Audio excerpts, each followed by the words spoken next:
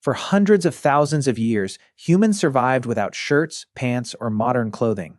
But eventually, something changed, and our ancestors began covering their bodies. The reason wasn't simply about modesty.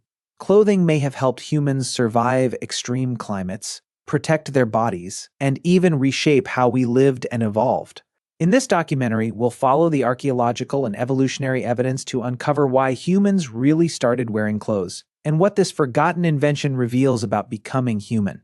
It's roughly 170,000 years ago. You're a human, barely recognizable as one, but still. You wake up, stretch, look around at the African savanna, and at absolutely no point do you think you know what would really complete this morning. Pants. And yet, here we are. Billions of people every single morning putting on pants or skirts or whatever you call that thing that's technically pajamas, but you've been wearing for 3 days straight and you're calling it loungewear now because that sounds intentional. Clothes are so baked into human existence that we literally arrest people for not wearing them. Think about that for a second. The state will intervene if you're too naked.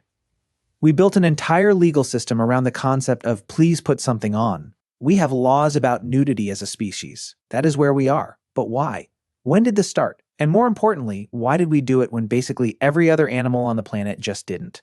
Dogs don't wear clothes. Wolves don't wear clothes. The elephant, which is objectively smarter than most people you went to high school with, has never once thought, I need a jacket for this.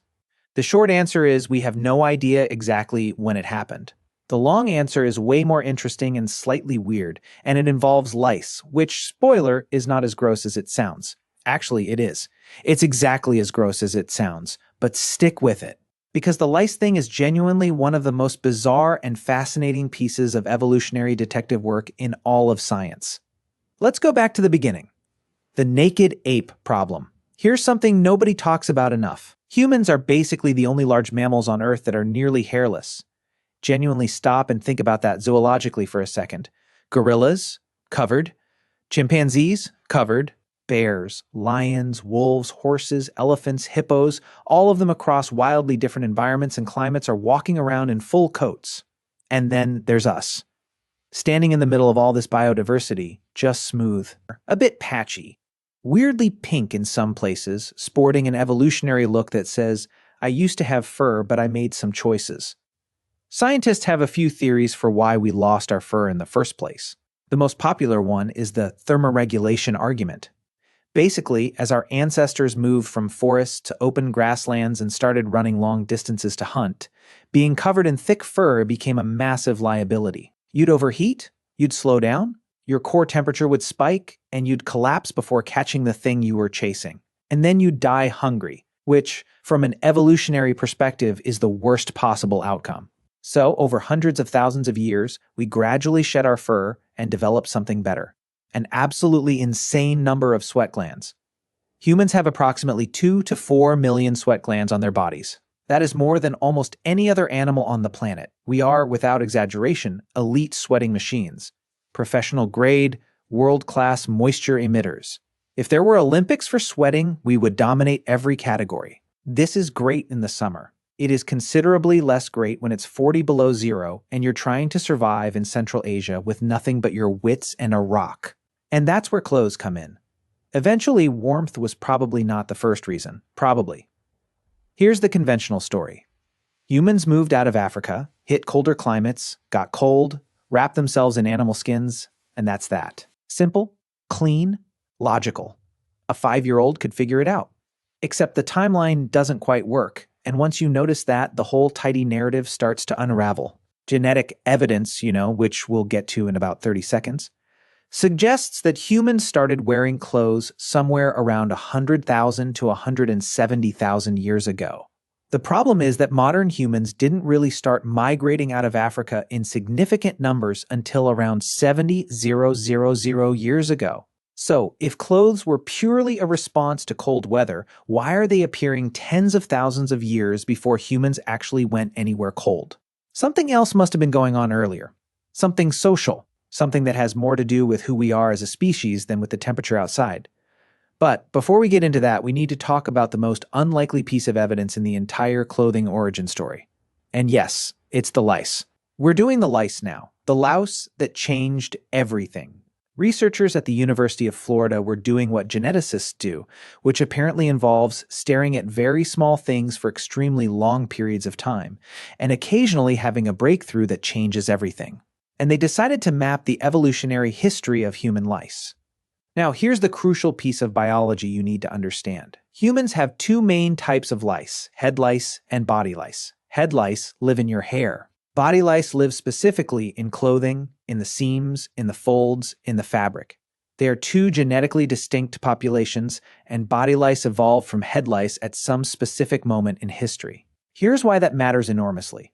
Body lice can only survive if there are clothes to live in. They cannot survive on bare human skin. They need fabric. They need the warmth and shelter that clothing provides. So, the moment body lice genetically diverged from head lice, the moment that evolutionary split happened, is essentially the moment humans started wearing clothes consistently enough to create a new ecological niche for a parasite. When researchers ran the numbers, they found that body lice diverged from head lice somewhere between 83,000 and 170,000 years ago.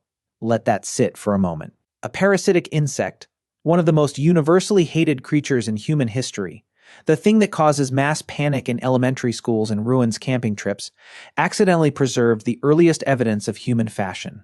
The lice know when we got dressed before we do. They were there, they adapted, they moved in. That is either beautiful or deeply, deeply horrifying. Possibly both simultaneously. Probably both. So, what were clothes actually for first? Okay. So, we've established that clothing predates the migration out of Africa by a significant margin, which means warmth cannot be the original driver. So, what was?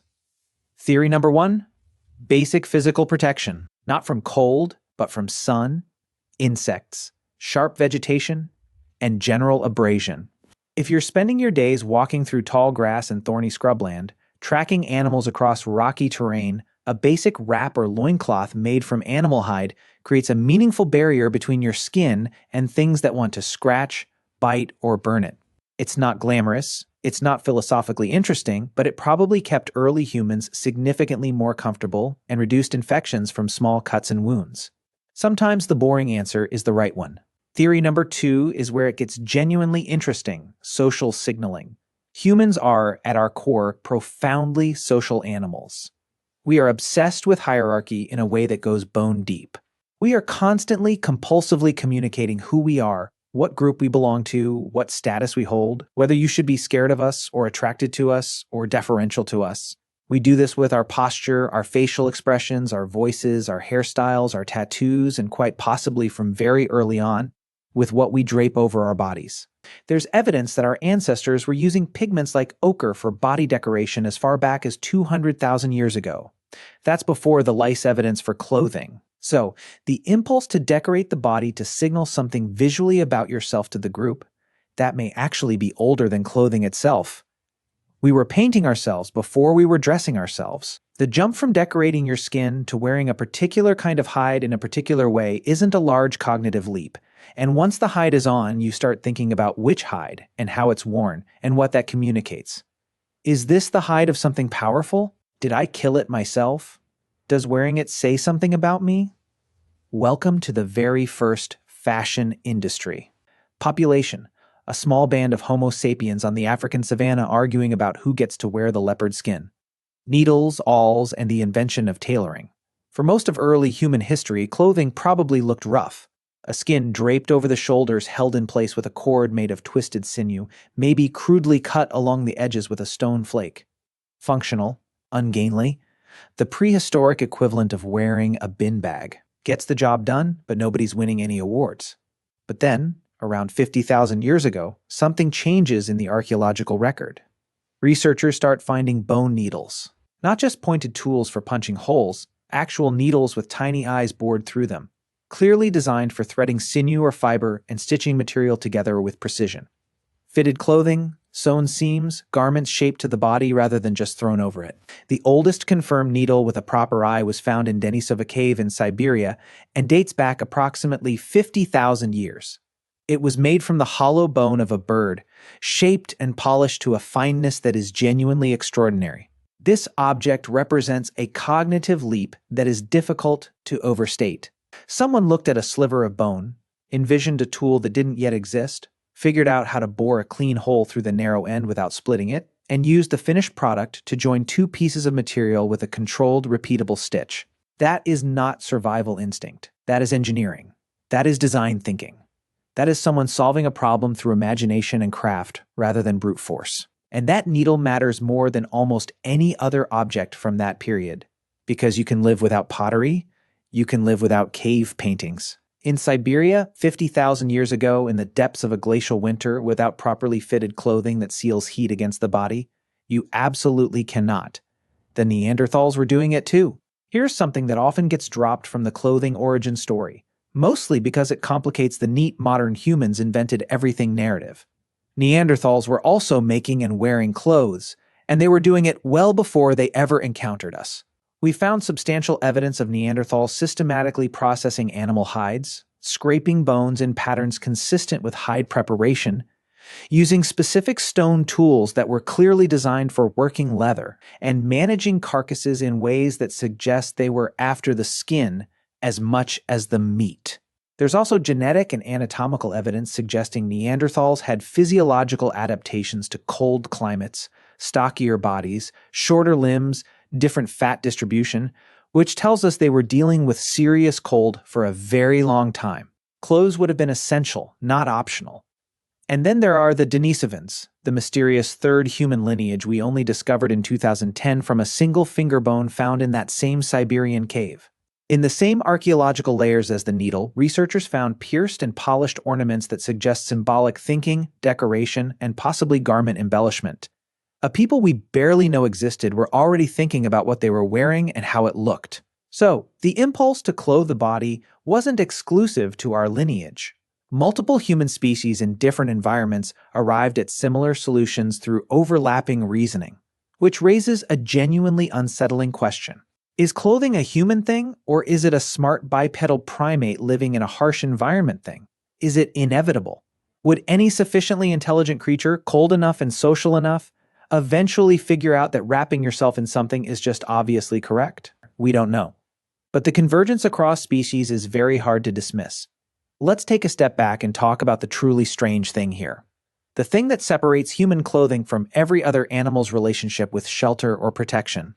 If clothes were purely practical, every culture across history would converge on the most thermally efficient solution for their climate and just stay there forever. Thick hides in the Arctic, light plant fiber in the tropics, same shapes, same function, total standardization. Done. That is categorically not what happened.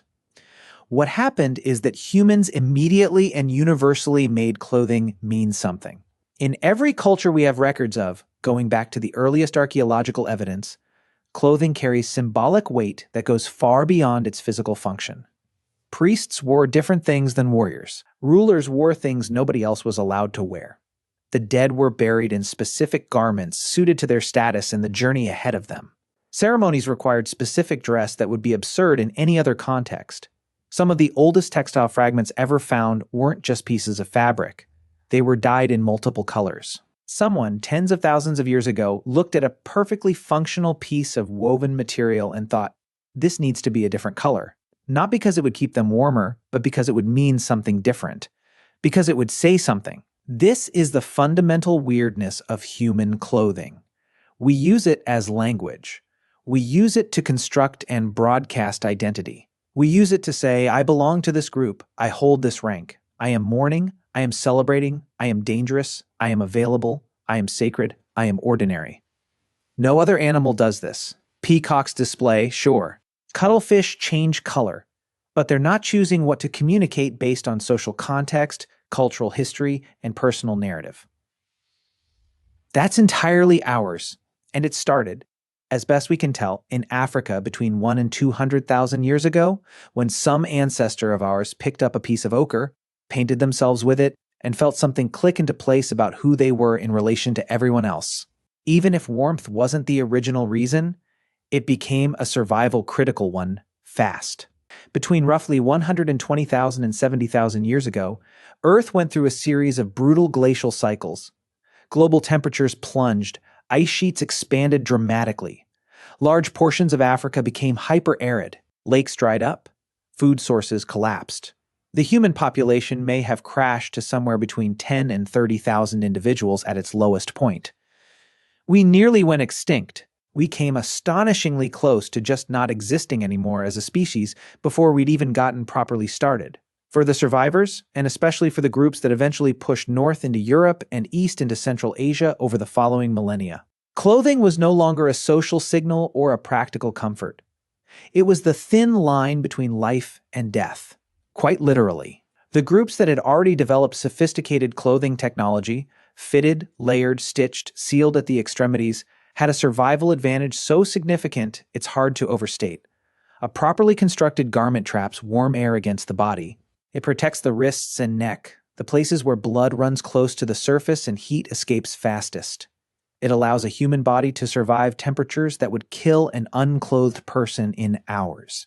Those with the needle, the thread, the knowledge of how to prepare hide and layer materials, they made it through. They had children. Those children learned the same skills. And those skills carried forward across generations are part of the reason modern humans made it to every continent on Earth. We didn't just evolve bodies suited for the world, we built a second skin and carried it everywhere we went. There's a transition in the clothing story that often gets glossed over because it doesn't have a single dramatic moment attached to it. The shift from animal hides to woven plant fibers. Animal hides are warm, durable, and water-resistant. They're also heavy, stiff, difficult to clean, and you need to kill something to get them, which is a logistical constraint.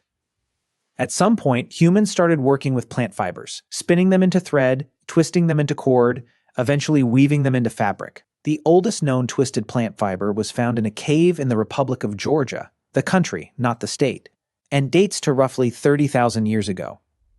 Crucially, those fibers were dyed in multiple colors, already decorative, already intentional, already communicating something beyond simple function.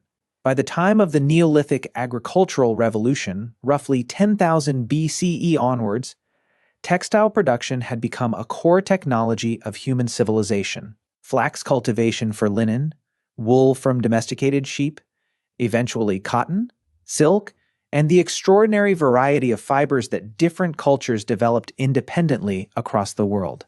And with textiles came something genuinely revolutionary, the wardrobe, clothing that could be specialized for different purposes. A heavy cloak for winter, a light wrap for summer, specific garments for ritual, for work, for status, for mourning. Clothing is a system of expression rather than a single object of survival. The textile industry, long before the Industrial Revolution made it mechanical, was one of the most significant economic and cultural forces in the ancient world. Entire trade routes were built on it. Empires were financed by it. Wars were fought over access to the raw materials for it. Silk alone reshaped the political geography of half the world. All of this from a cold, naked primate with clever hands and a piece of bone. So, why did ancient humans start wearing clothes? The honest answer is for all the reasons, in overlapping waves, driven by biology and culture and climate and social complexity all at once. It probably started with practical protection. Something between the skin and the thorns and the sun and the biting things. It evolved almost immediately into social signaling, a way of saying something about who you are in a world full of other people making constant judgments about you. It became a survival technology when the climate turned hostile and the migrations began. And it became an art form, an industry, a language, and an identity as human culture grew more complex. The remarkable thing isn't that we started wearing clothes. Given who we are, social, symbolic, status-obsessed, freezing half the time, it was probably inevitable. You are doing that right now. Whatever you're wearing, you made choices, conscious and unconscious ones, about what to put on your body today. And those choices reflect something about who you are, how you feel, what group you belong to, what image of yourself you're presenting to the world. You are doing exactly what that person on the African savanna was doing, wrapped in ochre-stained hide, figuring out how to signal something about themselves to the people standing around the same fire. 150,000 years of human history, and what connects you to them directly, without interruption, is the simple fact that you got dressed this morning. That's not a small thing. That's the whole thing. We get cold, we get creative, we get dressed, and then we spend the rest of our lives complaining that we have nothing to wear. Some things genuinely never change. And what about you? Would you go back in time and live completely naked? Let me know in the comments. Until then, see you soon.